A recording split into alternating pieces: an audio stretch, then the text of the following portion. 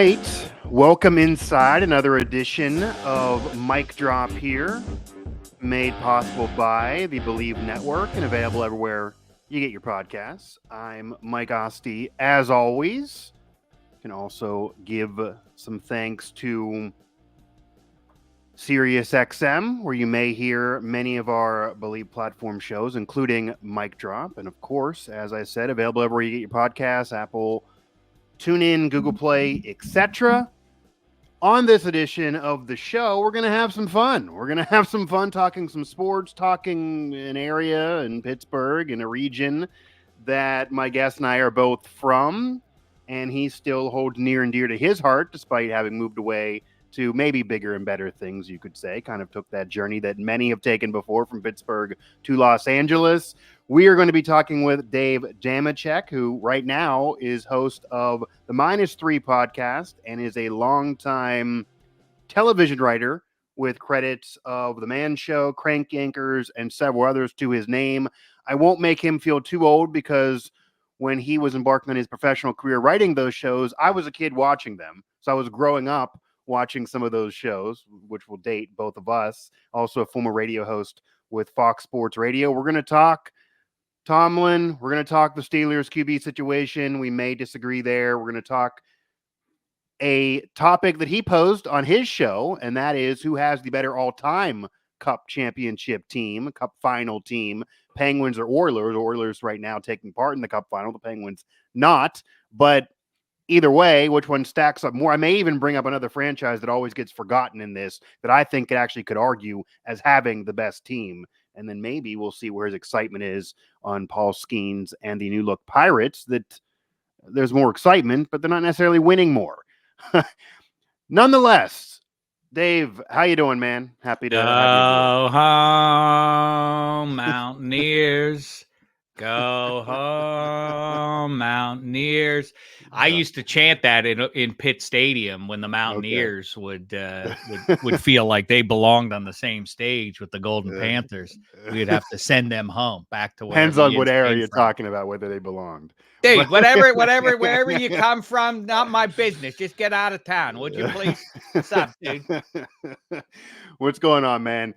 Yeah, we do have, I'm a WVU alum, of course, cover the program, Pitt fan, Dave Dameshek. Nonetheless, though, we're not going to talk college football, though I got to have you back on probably around that time, because obviously we got a backyard brawl coming up, end of this era, and who will get bragging rights to be able to do more of that here before they. I got a lot on my plate because my alma mater, Indiana University, is on its way out to Los Angeles to play the UCLA Bruins.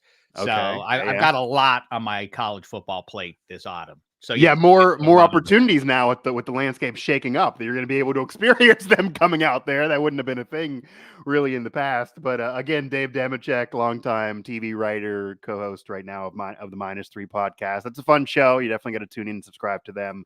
I do want to start you off with a topic that right now has become news and is the perpetual, I feel, annoying debate that will always plague Steeler fans. They'll never stop with, even though it's pretty much solidified that Tomlin's going to stay on until he wants to leave his tenure as Steelers head coach. But they give him a 3-year extension after last year. We talked about it all season long because that extra year, et cetera, was dangling out there. He's going to now clearly retire as Steelers head coach, no matter what they do on the field.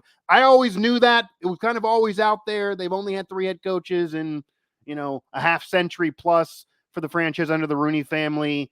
You've been following this franchise a long time as a fan and keeping close tabs. What's your perception of Mike Tomlin, and why do you think it's so polarizing? Because when this news came out, there were some fans that knew he was going to be around. They know this is going to happen, but they were legitimately mad, and we're going to have arguments about whether he should be fired if they lose a game this coming season, despite now a longer deal. Well, Asti, I think that my answer may be unsatisfying because I'm going to attempt some nuance, and people don't like that. It should either be he sucks, dude, or he's the best, dude. Right. But I think the answer is closer to he's great. Not that he sucks or that, dude, he wants to be mediocre and all that. I mean, let's understand. It is a remarkable deed since he got there. This has been a long run now, and fits and starts and injuries to starting quarterbacks and otherwise along the way, in the age of free agency. Yeah. Never having a losing season is remarkable stuff, period. The people who want to turn their nose at that and dismiss that are weirdos. Now, it is not a small matter that they haven't won a playoff game in, 7 years now. Yeah. I also, though, can give 2016. a little bit of a break if you start the timeline from the moment that his first ballot Hall of Fame quarterback hurts his elbow in that game. From that moment, everything gets turned on its ear. And, you do have to kind of stop. The through line here is, so he keeps them head above water, playoff relevant every year, sometimes sneaking through. I find it hysterical that he has fully embraced the idea, and may even through this upcoming season, the notion of trying to beat even the best teams or the worst teams, trying to beat everybody 12-11 every week is really right. person through pro football. Yeah. The problem with that is that we all can see that the teams that thrive perpetually are the ones who have superhero quarterbacks. So I think he also understands that he doesn't have that. The extra layer to that is, even if he does have that, I think that's sort of the proven kryptonite, is management of the quarterback room, overall roster, motivation, coaching guys up, X's and O's, all of that, obviously high end from Tomlin and his staff. I do think the not small kryptonite potentially is the management of those quarterbacks. Witness Trubisky and how long Trubisky's. I mean, you can go back. Okay, you excuse Roethlisberger getting hurt and the Duck Hodges and Mason Rudolph. Yeah. Even that, you can make a little bit of a case if you go way back to that season, that had Mason Rudolph not gotten hurt in that Jets game, maybe things track very differently going forward for that moment. To be fair, if this current playoff format existed with the 7 teams in both conferences, as we can debate Mason and Duck all day, but that year they would have got in. They were a game out. Right. No matter what went on and who was under center, it didn't matter. We're talking about a GQ model and a guy named Duck, and they were a game out and would have got in under this current format. Most people, if they lose a starting quarterback, are 7 games out.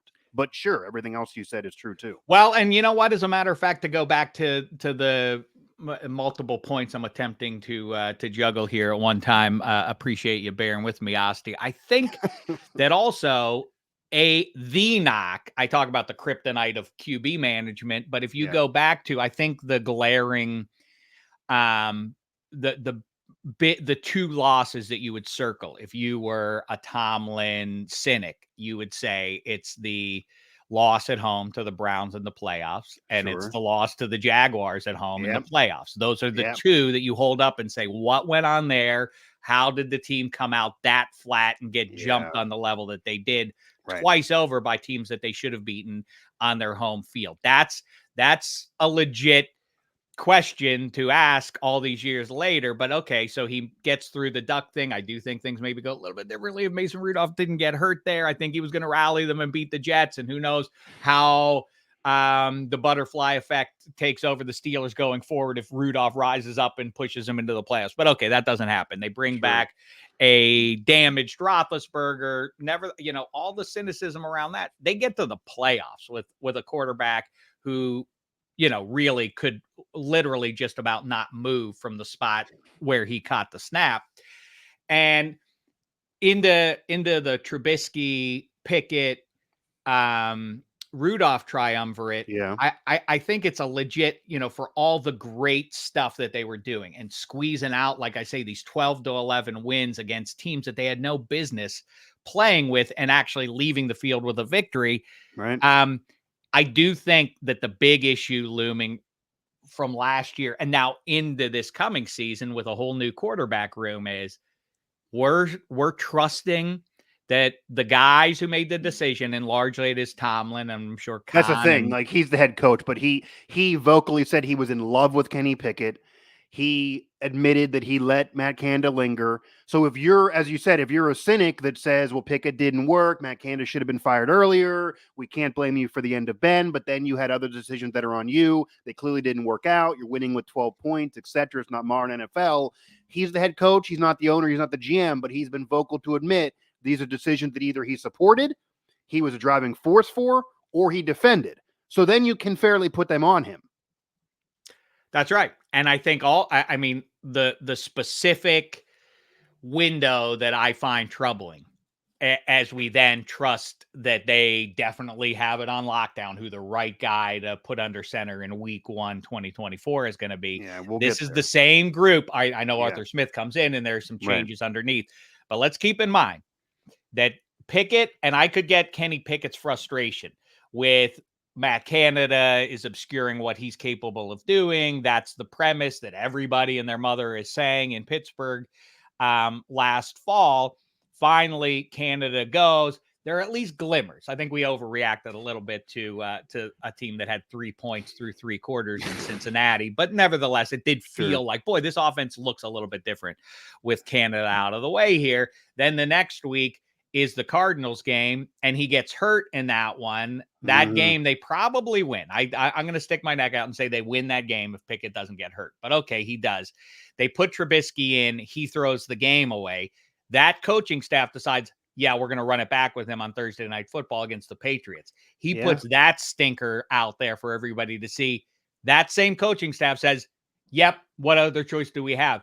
Not acknowledging Mason Rudolph is there on the bench. No, our best option is Mitchell Trubisky, who then goes to Indianapolis and throws that game away. And now with the season really on life support, I think most people assume that's that.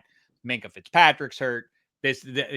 Mason leads him to the playoffs, but as you're kind of alluding to, it's hard to say that was a Tomlin decision because it's almost like he had no other choice to then go to Mason. You couldn't go to Mitch at that point. Right. It's over at that point. Like you and I would have made the same decision at that point. Like it's not, that is not, wizardry as a head coach or really sticking to a guy. You could maybe argue, some would maybe argue that it's also Tomlin. You have to give Tomlin somewhat credit to he stood behind Mason for a long time when others were against him. He was very unpopular amongst the fans. Tomlin defended him through off the field scandal to on the field play. That is also part of why a lot of players do like him, no matter what you think of him. He is the quintessential player's coach. Like he will die for a player. He went on national shows that he vocally hates to defend Mason Rudolph because he believed in him. Those things go far with players, which is why I do think. I think that's exactly right. That's exactly that is why I do think, because I think why this conversation becomes so polarizing, aside from, as we know, the Pittsburgh fan sometimes goes off the rails. It's a passionate fan base. Every fan base does. There are a lot of former players in the national media.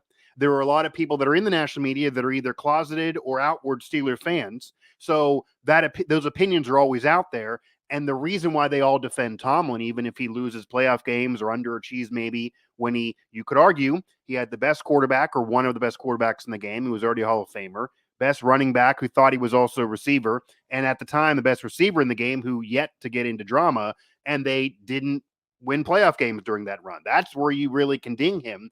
To defend him from all of that. And the point is that both sides are valid. Both sides are kind of valid. Both accurate. And I also think that while I am a Tomlin supporter, I don't think it really makes a massive difference. I think it's a valid point to float out there, but I don't know that it carries the day for why you have to keep Mike Tomlin. Same thing as you hear with Pittsburgh Penguins fans saying they need to get rid of Mike Sullivan.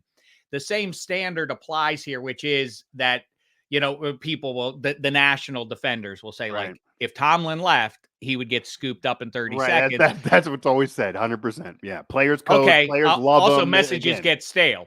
Peter Laviolette was out on the street and almost took the Rags to the Stanley Cup final. Yeah.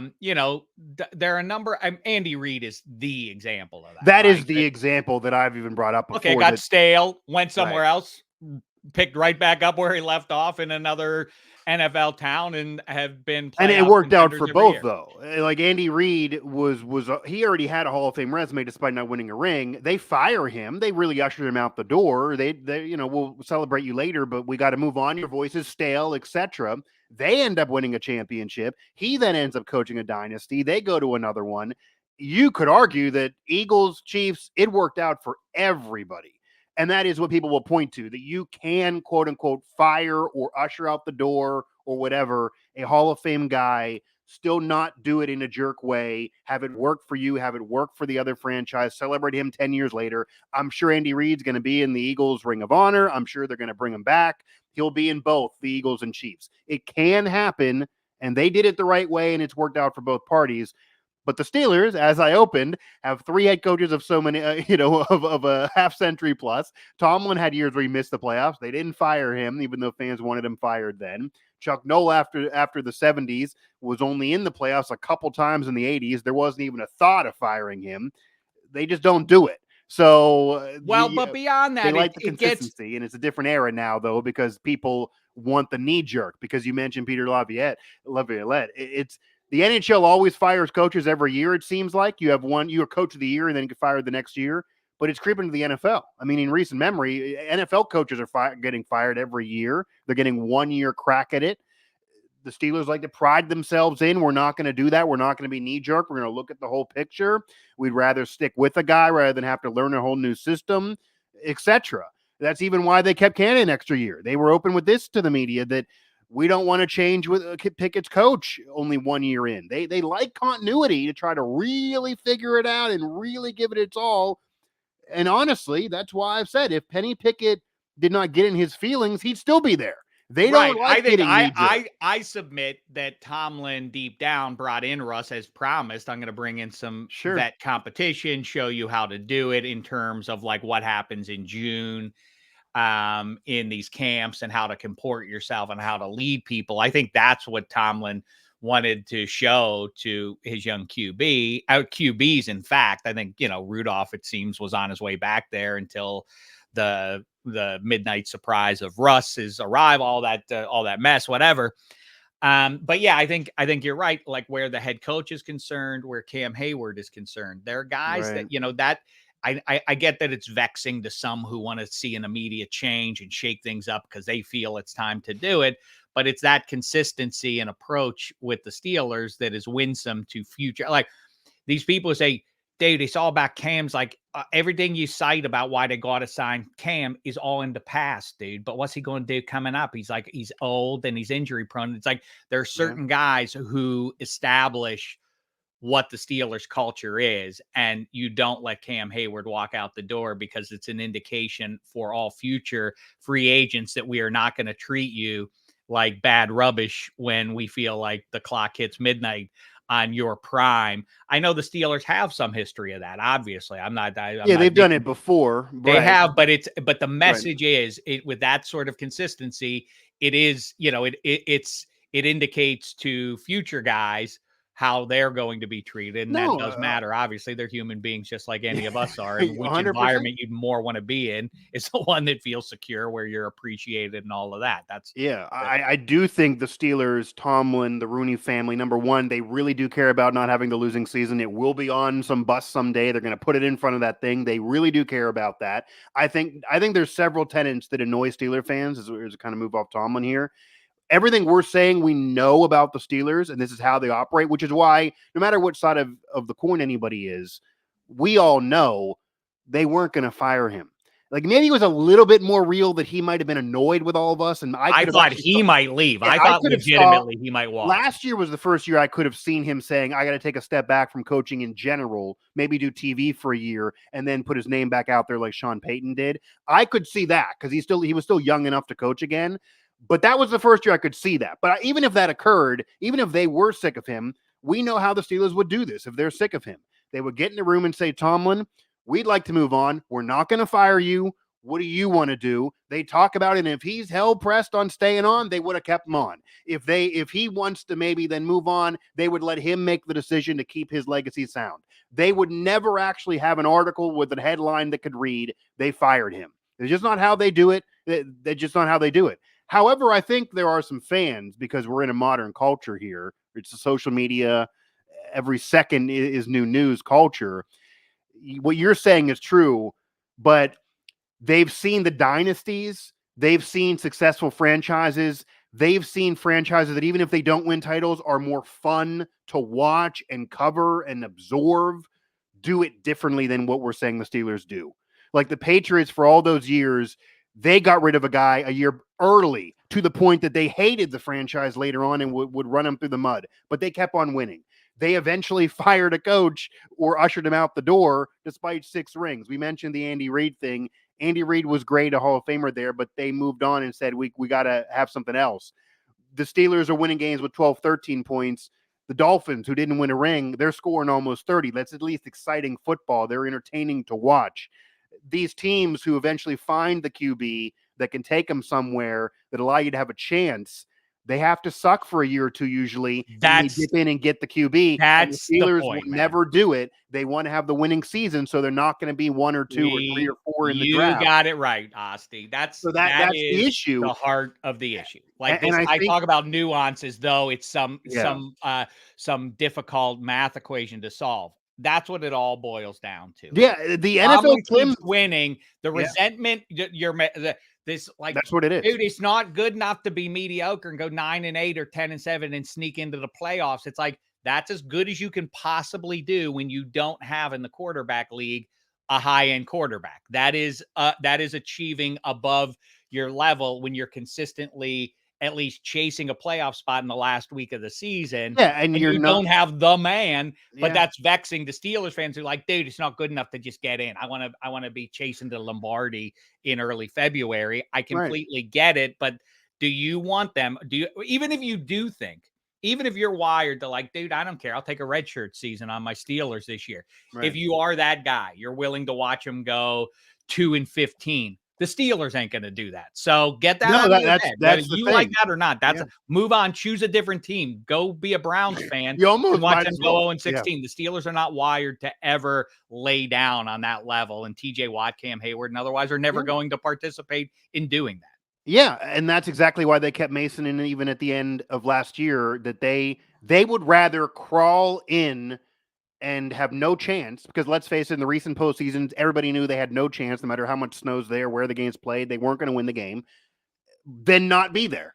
Like they would rather have the playoff appearance to get in, be part of the dance, and then of course also keep that winning season alive. The players even have had it drained into them. Cam Hayward to say he doesn't want to be the leader of the team that loses the winning season streak. Like they want that. That's all part of it now. And yeah, they're never going to have a 2-win season. Even the year they got a first-round QB that they believed in, and clearly it didn't work with Pickett. That was pick 20. He fell to them, and he was the only quarterback taken in that first round. That maybe you could certainly argue he wasn't really a first-round quality QB, but if he wasn't there at pick 20, they wouldn't have got one that year either. They're never going to be there at pick 4, 5, 6, 1 or 2. Well, you know QB. What? No, the asterisk next to that is, and that's what I think, that the notion that that's not a Steelers kind of philosophical move. Obviously, even Colbert. I mean, this thing about Khan does it differently than Colbert, and clearly he does. He's a different human being, and Colbert was different than Donahoe and so on. But Colbert was swinging for the fences a little bit. It didn't work out, obviously. Towards the end of his career, he was. He was taking some swings there, but Khan's taking even bigger swings. Yeah. And this idea that, like you just said, and I get it, that it's easy based on the draft board that the Steelers, if they're 9-8, let's say, they're never going to be in the top 5 picks, but of course you can trade up there. You can give up assets. You can give up future assets and into that spot. And that's I suspect. And Colbert did it with Devin Bush, and then Devin Bush didn't work out. So like, as you're talking about, they did get a little bit aggressive. Colbert did. He brought the Minka trade to the table. Right. He traded up for Devin Bush. He didn't do that early in the tenure. Like, you could argue they sat on their laurels when they were a contender and winning a ring, and maybe that's why they only won one. And I think some fans, like, you look at what the Chiefs have been doing. You lose one receiver, you still able to build differently. You win on defense. You have an elite QB though. Then you end up working a trade, getting another one in the draft. Look what the Patriots have done. you could argue the Steelers won a ring and they kind of sat back and said, we're not going to get aggressive. We got the title. Let's just chill. I think what they did actually, but they had a lot of talent there at the time too. I think in the second decade of Roethlisberger, I think that Colbert got a little bit cute. I think that they lost their soul to some degree collectively in how they approached the draft. In that, the Ravens have been pretty consistent about that, although they've kind of taken their foot off the gas in this regard in the last year or two. But that's why Andy Weidel exists now back on the banks of the Three Rivers, is to get them back to their roots of building up at the line of scrimmage on both sides. And that's exactly what he's done. And that's going to be their strength going forward. Right. And I think in the last few years of Colbert, they were a little bit playing on the edges, a little bit on the fringes, trying to get some fancy pieces rather than solid, interior, unsexy, as they always say, but drafting Creed Humphrey when he was there in a couple of slots, those kinds of moves, make big waves when they, in the opposite effect. Like if you get a guy like that, there are a couple spots where you can go back through drafts and what if it and say, what if they had gone with this guy instead of that? But nevertheless, it comes back to the Steelers' unwillingness to ever fully tank out, to fully lay down. And so they're always going to be in the playoff mix. And so they're a victim of exactly that success. They just are not naturally going to have like a spot to be like, Justin Herbert is there for us. Let's take him. They're going to have to prove up to do it. Right. Dave Dameshek, host of the -3 podcast, longtime TV writer, joining me here on Mic Drop with Believe, and available every 8 your podcast, Sirius XM, as well as we just talked Tomlin. And I do think the NFL Films clip that's always out there about Chase Young, who was a top pick of Washington at the time and has moved around, where Tomlin, you can hear him. Tomlin says to him, I'd love to have a player like you in the draft. I'm never going to be bad enough to take you. The paraphrasing. So that's Tomlin's career. That he's lucky. And I do think, similar to Sullivan, to compare, obviously you want to win a championship. You're never going to turn one down. When you win one, or in Sullivan's case 2, and Tomlin did get to a second, early on, that does set the standard that why are we not doing the same the next decade if you could win that quickly, as it's hard to do. So championship counts the same at the end of the day. When you go to the Hall of Fame, it's going to say Super Bowl champion, whether you win it your first year, second year, or your 15th year. However, look at the vibes of the culture. When you win it your 15th year, it gets treated as a big deal. You increased your legacy.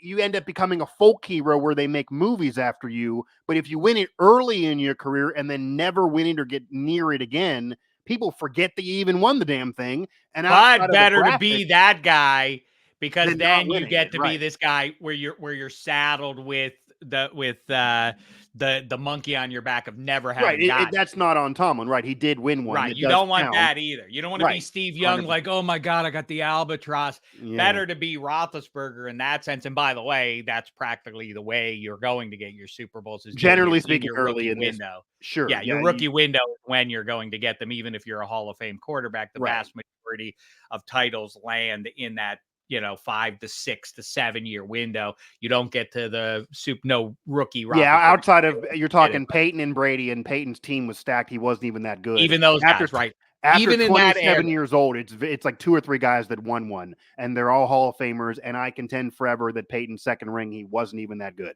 But Brady obviously would tell was. You that. I think he would tell you he was toted by 9 TDs, 17 picks, and yet, as I'm talking about perception, the second ring increases his legacy. Very smart people have moved him up in all-time ranks because of the second ring. As we're saying, he's had MVP years that are better than that when he didn't win. Well, that's my hot take. I don't think Josh Allen and Lamar Jackson, I'm not saying that there's no chance they'll ever get a ring, but I think those two combined, this is the win. Dan Marino. I think that both of those guys, given where they are in their careers, they're in the same conference as Patrick Mahomes and Mike McDaniel and Tua and CJ Stroud. People do that thing in a real cavalier way of like, oh, well, he'll get his.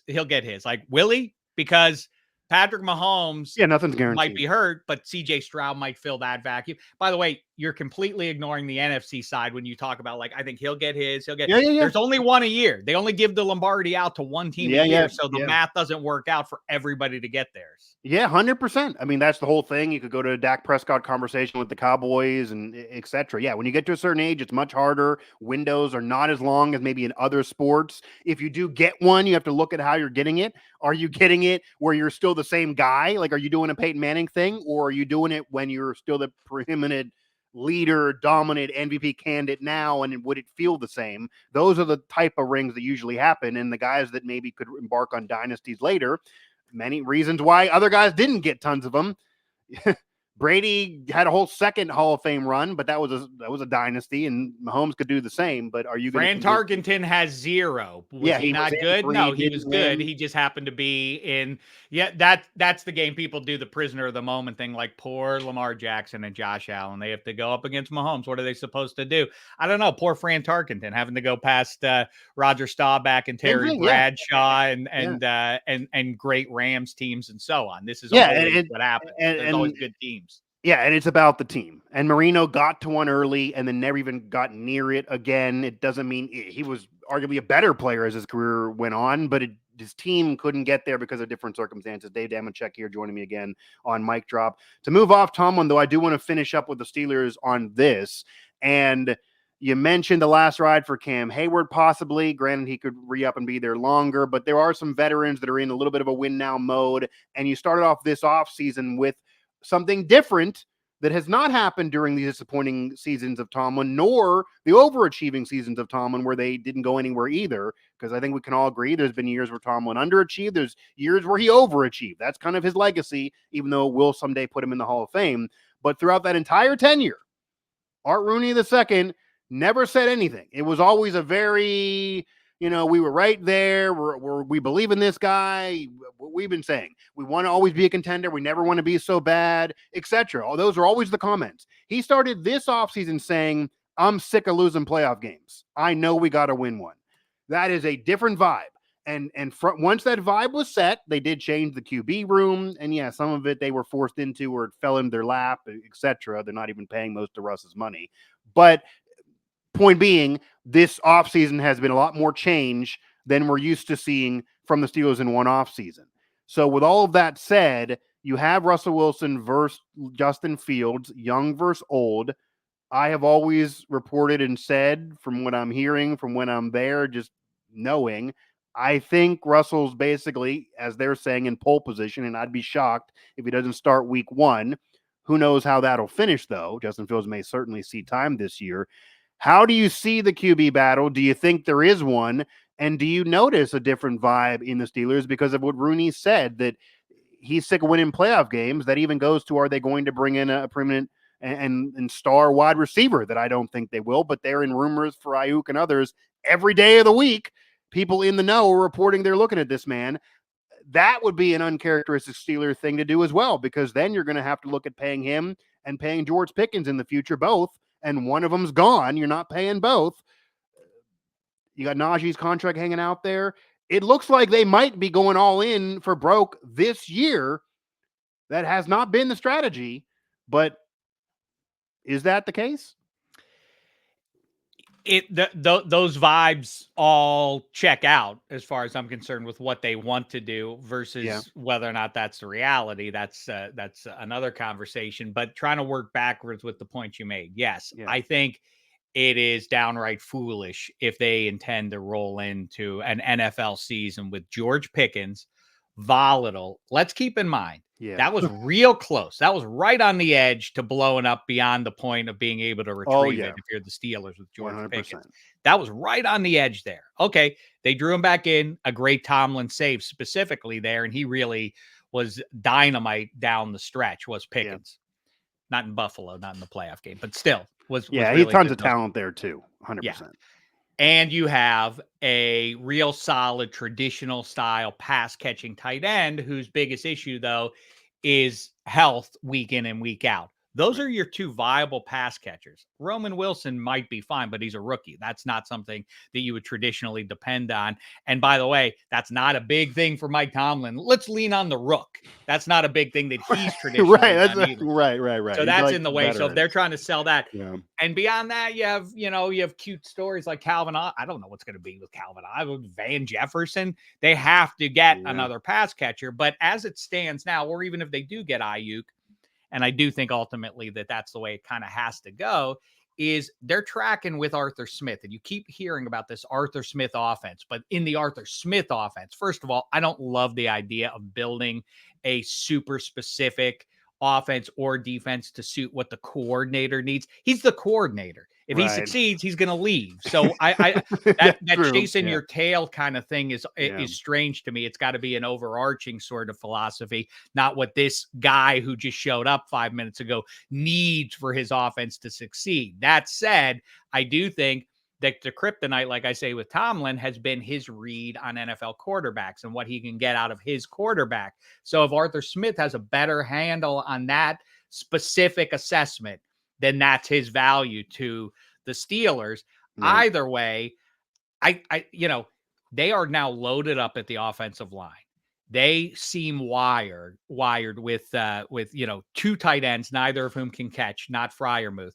Those are not pass catching tight ends. They are all built up to go real severe. Maybe two tight ends on the field, maybe two running backs on the field at the same time. And they're going to try to bully the pretty boy teams of the AFC. That's the Arthur Smith offense. That is the Arthur Smith offense. That's what they want to do. So if you're going to do that, then do it and put Justin Fields and make him an extra weapon. Because if they're that. When you say make him, you mean make him the starting quarterback, or make him the starting quarterback? I don't think that's going to happen. I'm with you that it's tracking, and based on the way Tomlin has approached and vets and maybe promises. I'd be shell shocked because I think Russell Wilson would have to flat out suck. And I honestly believe that when they talked, even though obviously Denver's paying a lot of the money, they were able to get Fields for a later round pick than they thought initially. These moves that are great now are being praised. They did fall in their lap. It's not like they wouldn't have paid Russell Wilson $40 million. I get it. However, I certainly do believe that Tomlin, he gave him the pole position line, if not more than that, when they talked. Probably said, as long as you don't suck, I'll give you week one. Then you can show me. Like, I would be really surprised if he doesn't start week one. There's almost no point of him. There's almost no point of him then. He's not a guy who's going to be your coach on the field. Completely hear you, but I also though do think that so much of what everybody's buying into, and the pole position line has carried a lot of weight. Same line everyone's saying. It's almost everybody like told everyone to say, right. It's ridiculous, right? Everybody keeps going with that one, but maybe his value is. Again, I keep using comportment, professional, how to operate, and all that kind of stuff. That seems very important to this group. They keep talking about that. By the way, a lot of the publicity and Russell loves Pittsburgh, all of that is straight up Russell Wilson PR. Like that's 100%. Him doing that. That has what value that has with the X's and O's and what happens at practice and between now and September. I think has Dave. He did. I do think it has a little bit though. It has been a winsome campaign. I have a friend in Denver media, and he told me, we text all the time about this. This is what Russ does. Right. This is Russ's PR thing. This is why people in Denver thought he was corny and this is fake. This is why former players have said he's fake. This is him intentionally trying to be popular by going to all the concerts, taking pictures with everybody, talking about DeMar Hamlin, who's not even on the Steelers, even though he played at Pitt. Like, he's trying to ingratiate himself. Welcome to the team, man. Welcome to Pittsburgh. Hey, man, you just got here. What do you know? He's you know trying, where Fermantes is? I mean, like, he's trying to ingratiate himself to the fans more than the team and more than the players on the team. That is why there's a belief that he's fake, etc. So that's all Russell Wilson. Imagine the conversations too. Keep in mind how Russell Wilson comes to meet with Mike Tomlin and company. It's that we the way things broke last fall with Kenny and like what Seattle and was he gonna there's a way to operate when you're the man. And I really do think a lot of it is we need a vet to come in here and show we have a young team. That's true. I really think that it would not stun me on the level it seems it would stun a lot of you and a lot of people real close to it every day. I do allow for the possibility that the that this like Russ is everything great about Pittsburgh. Like he just got here, Yeah, I everybody, mean, and I'm not he's going that perpetuating far. all this. Do you If hear you anybody on the team saying like, well, no, obviously he's way better than Justin Fields? What I do hear from the people I yeah. talk to is Justin Fields, snap for snap, isn't showing the consistency. So if that's the issue, then obviously you can't go with Fields. But also, let's keep in mind, I know I keep playing cynic about Russ. And by the way, you will not hear me say bad about the human being Russ. He goes to children's hospitals and visits No, no, those sick no. kids, and And that's lovely stuff. I also think of what you're saying about the leadership. Even the harshest critics that believe he literally shouldn't even be in the league anymore have all said, when I've had him on shows, been on their shows, or just out there in the public, that what you're talking about, if you only want him as a leader and that's it, even if you think he's a backup now, the way he handled the Denver situation is an example of how to like to Kenny Pickett. That would have been an example to Pickett. Okay, That's right. you feel it's polarizing. You feel you're wronged. You feel you got all these college fans divided. This is how you handle it. Whereas he was told by a franchise to restructure his contract so they would be protected if he got hurt and wouldn't have to pay him. And instead of complaining about it and bitching and moaning about it, he just did he did really somber press conference. I know about it. We'll talk about in the off season. Sean won before. I respect him. I'm sure at home he doesn't respect Sean Payton. He's probably MFing him. But to the media, he wants his perception to be positive. It's all about that. This is exactly right. What they did handled himself like professionally in all of this. And I'm sure if I think Tomlin and Khan were like, I don't think Khan cared as much because Kenny Pickett wasn't his draft pick, and that does matter. They're human beings after all. That was the other guys, and I know people struggle with that. So I'm not condescending. I legitimately, just because it's the same job for the same professional brand doesn't mean that they have they share the same thought process legitimately. And I think Khan was like, guy who I didn't draft once ago, go. Justin Fields is fine. I do think that Tomlin was probably surprised. I think he was like, wait, you're leaving, Kenny? Yeah, I think what you're describing is exactly right. We're going to get Russ in here, and he's going to show him how to do it. And deep down, I hope Kenny Pickett uses this as motivation, and by September reclaims the starting gig. I think that is 100% the hope, and they could. And I think they were also telling him, "Look, bro, you were here for 2 years. You threw 13 TDs in 2 years. I get you at Canada, and we didn't see more of you without Canada. Just win the job in the offseason, shut these people up, and then go on." I think that's what it was, and they're like, "What you did at Pitt does not work in the NFL." I think that's part of it too, and I have heard from people that there was some entitlement there that I do buy into from Pickett. And I think part of that is, we mentioned Marino. Marino's been public in saying he was mad when he was not drafted by the Steelers, but in retrospect, he's happy he was not. That was always my fear for Pickett, was that he was some sort of spiritual make good and had to carry all of that for all those, like, we should have taken Marino, but this kid will make it right for us now. Is like it's a lot to put on him. I think he really I think he honestly underestimated that playing for Pitt, everyone who's a Pitt fan is going to love you, especially when you win the ACC. Playing for the Steelers, as you know, they're not all Pitt fans. There's West Virginia fans. There's Penn State fans there. They're not going to care what you did at Pitt. They might even not like it. And separate from that, if you win a national title at Pitt and then you throw 13 TDs in 2 years with the Steeler fans don't give a damn. So I get his frustration, though, because of the Canada and the timing of, wait, we just got rid of him. Then I got hurt. Then I had the tightrope surgery. And now I'm ready to come back. Like, wait, what? You're not. What, you think we're going to yank Mason Rudolph? Did you see him play last week? Yeah, because we're not sitting him down now. But the mistake was, but who's really at fault, though? Yeah. The misread of, like, we're with Trubisky. Imagine you're Kenny Pickett watching Trubisky put that stinker out there against the Patriots, a game you should have won, same as the Cardinals game, throwing away the season. You're frustrated, like, I got to get back out there and save the season because we were tracking towards the playoffs. Then Mason Rudolph fills your shoes and becomes the man in one game, in one drive, one throw to George Pickens against the Bengals when he breaks that short little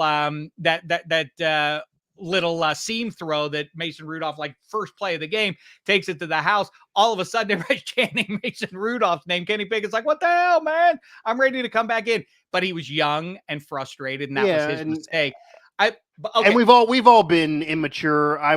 So I get it. But my point is that it's different now. And I do believe there's a little bit more I think there's more of a sense of urgency around the Steelers now from the Rooney on down, that they realize that the 2016 streak of not winning playoff games, they don't want Tomlin to get inducted in the Hall of Fame with not having won a playoff game. My only point is this, though. Go ahead. Is that, yes, Russell Wilson, in the very short term, if you're nervous about whether or not Justin Fields is all the way up to speed on what Arthur Smith wants to do and can be closer to consistent than what he's been even in Chicago when he's had those electric moments, versus Russell Wilson, nice steady hand. Keep in mind, I keep making this point. 26-8 are the touchdown interception splits for Russ last year, but it keeps pointing. Look how good he was at taking care of the ball. He also fumbled the ball away 8 times. Yeah, that's part of it. 16 turnovers in 15 games for Russ. That's not a steady hand, and he's not there's guy he used to be. Everybody understands. Justin Fields is the greater specimen. I would say start that clock now, because it also, you can make a case, whatever Russ does this year does not carry over for the Steelers in 25. There's no math that you keep Russell Wilson in all likelihood. So it's going to have to be Justin Fields or someone else. So start that clock now with the kid who you might retain into the next season. It's kind of senseless if you think about it. I see. As we move off the Steelers, I hear that. But I think what we both said early in the show is why they're not going to do that. Because what they're going to tell you, Dave, is you might be right for the long-term health of the franchise. We want to win now. So if you agree that Russell Wilson, even if there's more interceptions and turnovers, et cetera, than people give him credit for, there's certainly mistakes there. He was better last year than the year before, but he's not nearly what he was with Seattle and wouldn't even be there if it wasn't for as cheap as he is. There's more TDs. They haven't been explosive. They haven't been able to score. There's at least that. And if you agree that in week 1, they have a better chance to win with Russell Wilson, even if they maybe in week 7 would have a better chance with Justin Fields, Mike Tomlin wants the best chance to win week 1 in week 1. He doesn't want to punt week 1 for the betterment of 2025. Like they are now a little bit pressured to win now. And that's how they kind of always except that if you contextualize not just the way that's what they would say, the winning teams are going now. Look at what Josh Allen and the Bills did a year ago. That wasn't by choice that they had to scratch and claw to get into the playoffs. But more and more, you're seeing these teams finding their way, finding their game. It's almost an NBA thing. If you kind of think about the way NBA teams talk about as they gel together the individual pieces, and it's all building towards the playoffs. More and more NFL teams are abiding by that model. It's not a new thing that NFL players will tell you. Like, the season doesn't really start until Thanksgiving, and then it ratchets up another level come playoffs and so on. The Steelers ain't in a position to just sort of muddle their way through to find themselves. They're a team that has to take every win they can possibly get so that they're playoff relevant. Completely hear that. But are they ultimately better with Russ scratching out games? Because it does sound like whether it's Russ or Justin Fields, they're going to hide the quarterback. They're going to try to do a 21st century version of hiding the quarterback, sort of like the Jags did with Blake Bortles. You're not going to have a guy like carrying the day. He's going to be running a lot of under center, play action kind of stuff, safe-ish throws. So why not go with Justin Fields? Because if you have to pull the plug on Russ, that means things aren't going well. And if you have to try and find another option with that back half of the schedule, like, you're going to wind up with nothing. Yeah. And the schedule won't be easy. And of course, if Russ starts, you're not going to see Fields unless they're losing games, which no fan wants them to do. I do think the odds are that Russ starts the season and Fields finishes it, and they win 9 games, lose right away in the playoffs, and don't go anywhere again. That's where the money is, probably, which is what death taxes and the Steelers have been doing. And Tomlin will be there for it in the future. And it's even possible that Fields and Wilson are both not there in 2025, because Fields will need a new deal as well. And if he's not lighting the world on fire, they might go cheap there and say, we got to go back in the draft. So you just don't know. None of this is locked in, but it'll be interesting the rope that they have with Wilson. If they lose games 1 and 2, or even if they win, but he's not playing well and Fields is better in practice, what do they do? I imagine if they're winning, they stick with him and I'll tie it in that, yes, they finally did get smarter in the draft. I think they had a great draft. They're finally building the trenches like they weren't doing when they drafted Najee and other pieces. They're finally doing that. And to your chagrin, they're doing it with a Mountaineer, who I think is the one locked in to be there for the future. I think Zach Frazier is going to be great. I'm agnostic. I was cheering for Franco Harris, the Nittany Lion, and Jack Ham before I knew what. So yes, no, I get it. I just find that funny. After dude, if Jeff Hostetler were the QB and he took him to the Super Bowl, I would have cheered for that dude. Even though I remember him running the ball into the end zone down there in Morgantown against Fogerino and company back in '83. That's how it should be, Dave. That obviously that once you get to the pros, it shouldn't matter what happened in college. But unfortunately, that's not the world we're living in. What I do want to touch on before I let you go here, maybe I'll get your quick Pirate thoughts as well. But I do want to ask you about, you put up Oilers versus Penguins. Oilers in the Cup Finals. The Penguins not there, but certainly have been there tons throughout their franchise history, certainly since I've been alive. And many Hall of Famers and legends have played for these two franchises, been a part of these Cup Final teams, been a part of these championships. Obviously, Gretzky, Messier, etc. Grant Fuhrer on the Oilers side, Yager, Lemieux, etc. Marc-Andre Fleury, Barrasso, the list can go on and on. Malcolm Crosby currently on the Penguin side. So I'll ask you, which one of these two teams, all-time Cup Final representative teams for the Oilers and Penguins, both with 5 franchise Stanley Cups, the Penguins last in 2017, the Oilers last in 1990, unless they come back and win this series, do you think is better? And how did you get down to these being the two teams? Were there any other teams considered to join this? Well, to me, that was really the heart of it, and a lot of people outside of Pittsburgh came at me and said, "Why would you bring this up? The Penguins have nothing. They didn't even make the playoffs. Why would you bring this up?" And legitimately, here's why: because it's the Edmonton Oilers. If it were a rando team who had little Cup Final history or any cups in their past, it is a moot conversation. But as a reminder, in 1984, I remember in October, but my mother calling, "Dinner's ready, please come in here." And my sister Amy and I saying, like, "Wait, we got to see this guy Lemieux's first shift. We hear like he's going to give us a cup." And I remember watching him in Boston and stealing the puck off the tape of reigning Norris Trophy champion Raymond Bourque and coming in on reigning Vezina Trophy champion Pete Peters and whipping them both and scoring on the backhand. And we danced around the living room and we said, "We're going to win the Stanley Cup." And 7 short years later, we did, and then won another one. But really, from 91 to now, the dominant team, the team that rises above all others in the NHL, is the Pittsburgh Penguins. That's hard to believe. Yeah, give or take the X generation, but sure. Yeah. Well, I mean, right. Overall, yes. Overall. And by the way, I also think that it does make sense to, much as I say, Super Bowl, a good clean starting point for NFL history is the Super Bowl era. And then there are those inflection points after that, the Mel Blount rule, free agency, and so on. Yeah, the sack that changed the game. Right.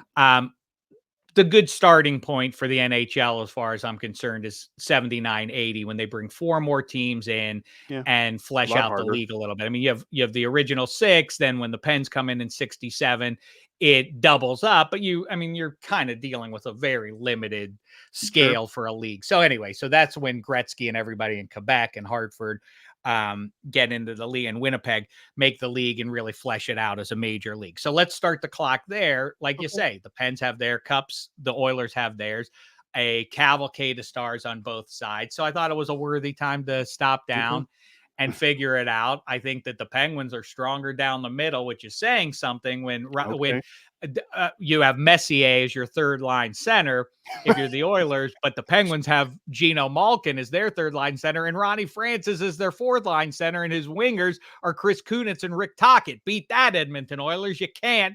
Now, on the blue line, it's kind of moot because every game in this series is going to be 13-12. You're going to score a lot of goals. Even though you have, Grant Fuhrer, I'm sorry, Billy Ranford, you're probably not going to find yourself between the pipes at any point in this 7-game series with Grant Fuhrer in front of you. Flower versus Barrasso is more of a debate. Spoiler alert. You might get both goalies in based on how the Penguins do it. And in some of those cups, you might actually see both goalies. Yeah. But I'm gonna, what do you think I'm gonna do? Obviously, I'm gonna take 66 and company, the great 66, the greatest player in the history of people. And by the way, the Pittsburgh Penguins centerman stand. I don't know if this counts as a hot take on my way out, but Lakers centers, Yankees right field, Boston Red Sox left fielders, Packers quarterbacks, Niners quarterbacks, Dodgers starting pitchers, if I didn't say that one. But above all, Pittsburgh Penguins centers. Yeah, it doesn't get brought up enough, but yeah, it's talking Lemieux, about legends. Malkin, Francis, two of the top 4 players in the history of the game. Crosby in 66, plus Brian Trottier spent a couple years, won the Cup. Jordan Stahl won those guys. The greatest of all time. I'm taking the Penguins, and you better say that too, or else I'm hanging up on you right now. Now, I would take the Penguins in this exercise. I do think it's obviously incredibly close and would be a 7-game series, and I wouldn't be shocked at all if the Oilers would win it. I do think what's interesting about the Oilers' tenure that did not occur with the Penguins, because obviously you have the 2 early 90s Cups. Yager and Lemieux did it together. Then you have Crosby and Malkin staying together. People forget. It's not even brought up when he's on TV because it's a ding that no one wants to bring up. The Oilers won a Cup 2 years after Gretzky. They won a Cup without him, with Messi as the leader. Messi has 6. He won 2 without Gretzky. Gretzky got in one final, but didn't win without him. So he did. The Jordan Pippen thing happened where Asti Pippen won. It. Did Pippen win one without Jordan? That's exactly close, right. I just literally said that same sentence yesterday. That's exactly right. Pippen the biggest knock on Gretzky is ultimate guy. What a great he was the greatest play ever. Look at what he did. Like, I guess the rest of the team was pretty good. Witness the fact they won the Cup without him. Right. I mean, again, obviously Gretzky is very, very good. He has more assists than some Hall of Famers have points. You could certainly argue him having being the most accomplished if you want to go greatest that way. But at the end of the day, they did win without him. They didn't really miss him in the trade. He missed them more than they missed him. And Pippen got close with the Blazers, etc. But imagine the history, how the history books would say if the Blazers held on and beat the Lakers and he got to an NBA Finals without Jordan. It happened in hockey with Messier winning 2 with 2 different franchises after Gretzky. So I think that's a big deal. What if Matt Castle had taken the Patriots to the Super Bowl the year that he had the knee injury? What if, that would be the same thing that's used against Belichick now. The only thing I do want to bring up to you that I think is not brought up in this, because I've heard this from others. It's always Oilers versus Penguins, the 2 with 5. Penguins more recently. The Oilers have that clump of 80s and you're going to go 90s. With Lightning. I could. No, I'm the only other franchise, and you kind of fixed it a little bit by saying you're starting from 79 on. That probably hurts me in this argument. I think the Red Wings absolutely deserve to be in this. If you're talking about the history of that franchise, a lot of original 6 franchises have disappointed, but overall, they have 11 cups, and they do have 4 in modern memory. So this is not like the Maple Leafs and those that won them all back then. This isn't even like Boston that has 1 in the last 40 years. They have 4. They've been in the Cup final a few other times. They owned a decade. They had Hall of Famers galore. You're talking Yzerman, Lindstrom, Dominic Hasek played there. He could be your goalie if you don't want to go Swastek. That's a good one, because I was just thinking where you really struggle as a big drop off is if you're going with Chris Osgood between the pipes. But you could go Hasek if you're just saying had to play there. Okay, Osgood was there longer, but you could go Hasek. He won one as a starter. No, too. It wasn't just like the backup cup. So you could go Dominic Hasek. If you go him, is that a problem? Because that would be a difference maker potentially in net. Fedorov. I mean, you could go down the line. Brendan Shanahan. There are a lot of Hall of Famers there, and of course Gordie Howe. If we're going back into history. Ted Lindsay. Yeah, okay. Lidstrom's a better defenseman than anyone that the Pens or Oilers will throw out there. If you go prior to 79, you're including Howe, you're including Ted Lindsay. If you go throughout the full history of the league and not just 79 on, I think the Red Wings actually might even be number 1 here. If you go 79 on, they're probably 2 or 3, but they're in this conversation. That's a fun one, but I do think that it belongs in I think it plays as a semi-hot take. And by the way, the Bruins might also be better than the Habs. That the dominant team modern is day. Blue Blanc et Rouge win all those cups in the 25 years. It is one of the craziest. You could go Montreal too, but they only haven't done only the 93. Well, no, I think what's interesting is that the Wings probably beat the Habs all time rosters, even though the Habs were winning all those cups in the 25 years of the of the original 6. Yeah. The Red Wings have 11 cups. They were in the final, I believe, 24 times. They lost to Montreal like 10 of those times, and they had a better. Yeah, they had Howe. Howe has 4, but he lost like a Jerry West spread. Well, you know why that is, right? But One of the many fascinating things about a professional sports league that had a total of 6 teams in it, which is the best. It's just the best that was happening, and people were consumed by it. It wasn't like it was some fringy thing. People loved it. Yeah. But I think a lot of people aren't aware of this. First of all, 25 years this went on. This wasn't like, oh, that was a weird little transitional period for a couple of years. No. A quarter century this went on. And the Rangers were irrelevant. The Bruins a little less so. The Wings didn't win a ton. Toronto was good. Wonder why did the Habs win all those cups in those years? Because you had negotiating rights with people from within, I think it was a 50-mile radius of your town. So, of course, all the best players were French Canadian around Montreal. That's why they won all those cups. And that's why the Rangers never did anything, because who was playing hockey in New York City in 1959? Nobody is the answer. Yeah. You could argue it's almost a real testament and kind of amazing the Red Wings actually are certainly the second greatest original. Because they're right there by Regina, right? They're close, but like they were letting a lot of the players come to America. They are not a Canadian franchise, and they're absolutely the second greatest original 6. Yep. And you could argue they certainly had more modern day. And once that dissipated, and this is before the cap, and you could start paying, the Red Wings came to be a dynasty, and Montreal tapered off. So that's also part of it too. But I think Detroit is not in that conversation enough. If we're going all history, and you can include Hasek, that's fun. That is hard to then say that they don't get in there. They would have by far the best defenseman for me. But who are the Habs going to put between the pipes though? Patty Waugh or Ken Dryden? That's going to be and of course Montreal certainly is there too. Dave, I appreciate the time for sure. I want you to get me out of here with this. Where is your excitement level for the Paul Skenes era? You get Livy Dunn at games. Obviously, there's more national media that are caring about this and caring what the Pirates do. But they're losing a lot of games still, including last night, even to bad teams. It certainly doesn't look like they're a contender right now, even though some thought they could get there. They have a young rotation separate from just Skenes. Does this make you happy about the future? Are you really excited when you see them on ESPN and you see the highlights and they're talking about Skenes and Livy Dunn? Or are you sitting there saying, but they're not really that good? Oh, no. My default setting in life has always been glass half full, but the last 5 years or 10 years have somehow turned me into the pie-eyed Pittsburgh sports optimist compared to the vast majority of the population. I think this is great times. The window is open for 5 years. I don't want them to do anything drastic that will disrupt that. And first of all, the rationalization that I have come up with is, the Nuttings own the team, and you can't support them so long as the Nuttings are involved. I refer you to the Cinema Classic Major League.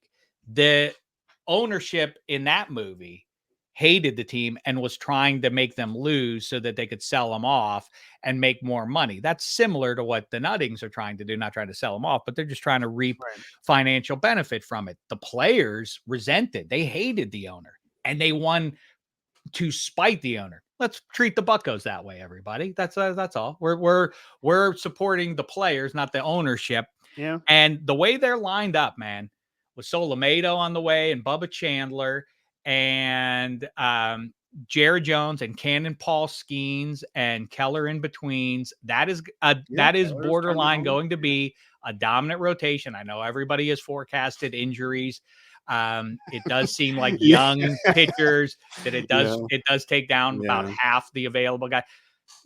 I don't won't sign into a second deal. All of that's already been said that they're only going to be there for a while. It'll be the Garrett Cole thing again. You get a 5-year window, and do they need to be? Do they need to do like the Yankees of the late '90s? No. If they can have one magical run that claims a World Series, I know that's asking a great deal, but if they can do that just once in these next 5 seasons, and they're really going to be wired to do it, here comes Termarr Johnson. Let's hope Henry Davis can find his stroke. Look at the O'Neill Cruz, Brian Reynolds. They are going to have enough offense when those guys ripen a little bit collectively. And in the meantime, the pitching staff is going to be an advantage no matter who they're up against going forward, especially by this time next year. And they're bringing up underneath Ken and Paul Skenes and company, those young arms that I mentioned, they're loaded up now, maybe in spite of themselves. Maybe there have been some bad moves there, but I, what's my optimism level? 10. I'm at a Wow. 10, Yins. Wow. I think they're still a couple years away, but everything you're saying is true. There's a reason to believe when you have a rotation like that, when you have young pitchers like that can win any given start, that if you're in the playoffs, you can start them in game 1. You can feel comfortable about game 3. You don't have to worry about tinkering the rotation because all these guys can pitch. I get it. Oddly enough, they haven't been getting enough offense when they were supposed to be fine offensively. You figure those guys will start hitting eventually. They will have a window, but as we all do know, and maybe even her being a personality and Livy Dunn and his girlfriend and with Paul Skenes and their mind being more than just baseball, which is fine for an athlete these days. It's going to be hard for Livy Dunn and Paul Skenes to say no to the Dodgers and a $200 million plus payroll that is going to offer them big money. Listen, when's that? 2038 when Owen Pickering finally arrives on the Penguins. Yeah. I mean, I can't worry about what's that far down the line. Yeah, but if you do win with you do the 2013 thing and then actually get a pennant out of it. They at least got to run with Cole. If you get that run, then be happy with that run. That run could happen. Playoffs. The only thing in the Buccos way. The only thing really in the Buccos way of any good team that's got that depth of pitching is the stupid bring in more fans playoff structure. If it were back 20 years ago, I would be bullish on the Buccos chances. And by the way, in the here and now in 2024, who do you think the Milwaukee Brewers are? That division is a junk division. The Brewers are the one standout team. True. There's nothing to say that the Buccos can't who you think the Brewers are, who's so daunting that the Bucks can't reel them in. They listen, they just got to right the ship a little bit. They're close, everybody. And I don't mean 2025. I think it's plausible they could reel off. Like they could have one of those 12 out of 15 stretches there and be right in the mix there and at least get a wild card. There's a team that does it every year. And if you're looking at either the talent now, certainly in the rotation, or even the future, in the division, just the division, you could absolutely certainly argue the Pirates have the most reason for optimism just on the roster alone in the division. They haven't been playing like it, but you'd rather have talent that's underachieving that you could figure will turn it around than to not have talent there. And I think this is a benefit too. You're in LA. If you go to the street and say, name me somebody on the Pittsburgh Pirates, maybe some can name Paul Skenes. You'll get some other players. If you say those same people, name me somebody in the Milwaukee Brewers, they're going to, I don't know who's on that team. So the casual fan that maybe is just, they tune in whenever the playoffs start and they're more interested maybe in media. They know some Pirate players now. They didn't know them 2 years ago, outside of maybe McCutchen when he came back. Well, the great thing that's going to be, that picture of Aaron Judge standing next to Jose Altuve, and I always am fascinated by the fact that those two creatures are the same species, let alone have the same profession. It's remarkable. How cool is it going to be when O'Neal Cruz is standing next to 5'7" Termarr Johnson? 6'7" versus 5'7", and that's going to be the double play combo for the Buccos going forward. That'll be a funny image for sure. Get your poster for that one. But there's reason for optimism. I'm pumping the brakes on it happening right now. But I think Livy Dunn and all of that is definitely good for the marketability of the franchise, for other free agents coming in, for maybe even trying to convince them to stay if that ever happens, even though the money will be elsewhere. And right now there is a window. And you could certainly argue it didn't start yet because they just got here. So say the window starts in 2 years, you could have that 2020, 2013, 2015 run. And then once you get in, maybe you win a series or two, unlike that tenure. So if you get a pennant out of it or get a World Series, which I'm not predicting, but if that happens and then you suck for a few years because Skenes leaves, I don't think Pirate fans are going to be mad. You're going to be 2015 Royals model. That's the goal. You do not that. Yeah, they can always brag they won a championship in recent memory, even though we will live off of that. I can assure you. Yeah, that'll work out. Sports fans, you will bask in the glow of one World Series championship for at least 25 years if you get it. It is the standard is not with these Pirates. Like, how many can they win? If they win one and then go 40 and 122 for the next 20 years, that'll be fine by me. Yeah, one championship for the Pirates, or even getting the World Series, one World Series experience for the Pirates. That's it. That'll be, obviously it's a Steelers town forever. It's a football town forever. But that'll be more than any Stanley Cups or Lombardi trophies could be after all these years since '79 and all those losing seasons in the midst there. So that'll be treated differently and the Pirate fan that has always been around for all of that will potentially be the loudest of all. Like, that'll be a different experience. Not every championship is created equal. That one will live forever. That'll be a 2006 And Cavaliers. I hate to be dark, but Dave Parker, the Cobra, is not going to live forever. So let's get him in the Hall of Fame Right. while Well, he's that's still the here whole to thing. enjoy Yeah. it. The Cobra 39 Whole nother looms thing. is perhaps the human being on the planet Earth still around who deserves to be in his sports Hall of Fame more than anyone else out there. Let's get him in here now. It's jive Yeah. that he ain't in there. Let's get him. And you can't even, if you're a voter, you can't even say that there's a controversy or a steroid cloud or any of that stuff. This is just off the numbers we're talking. I think it's because I think that residents of Mount Pius who have Hall of Fame votes keep them out because of the schmutz, because of the cocaine and the pirate Well, you could go parrot and all that cocaine. kind Yes. of stuff. I'm talking about PEDs, but you I could hear go you. cocaine.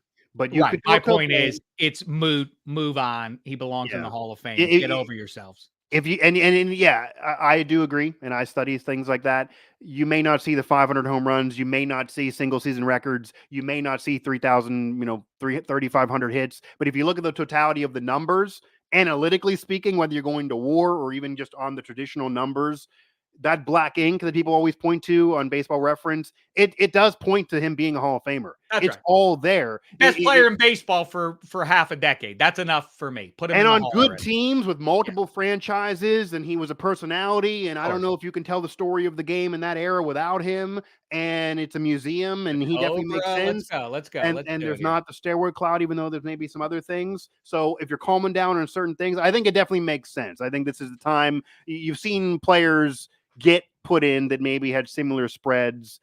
You had, yeah. Pops and I both vote yes.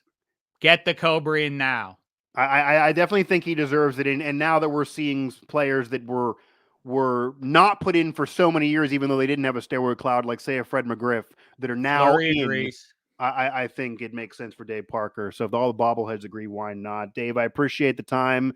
Bobby Brister, Fathead guy agrees. Dave Dameshek, joining me here on Mike Drop, a longtime TV writer, and of course, current host of the Minus Three podcast. Dave, I appreciate it, man. Tune into his show, subscribe to his show again, the Minus Three podcast, and we'll definitely have to do this again sometime. Good times, Pally.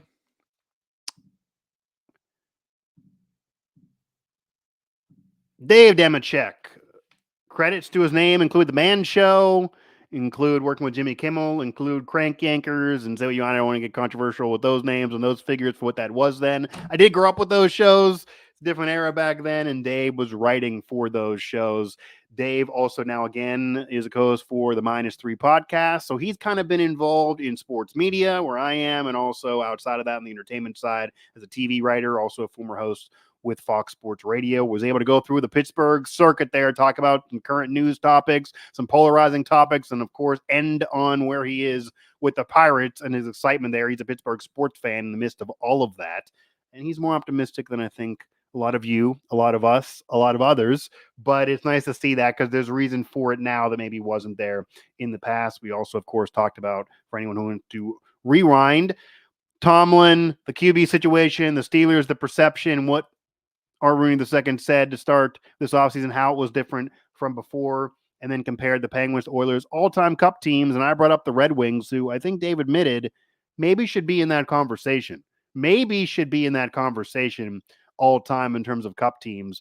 100%. Again, you should subscribe to this episode everywhere you get your podcasts, Apple, Google Play, TuneIn, etc. You can also find Mic Drop available on the Believe Network, and you can also find me on social media at Mike Asti 11, everywhere on social, X, Threads, etc. You can also find a lot of our Believe shows throughout the SiriusXM family of networks and on SiriusXM as well. So again, that'll do it for this edition of Mic Drop, here made possible by Believe. Thanks again to Dave Dameshek for joining me on this show. Hit up our subscribe button, listen to this program, download it, comment on it, let us know what you think.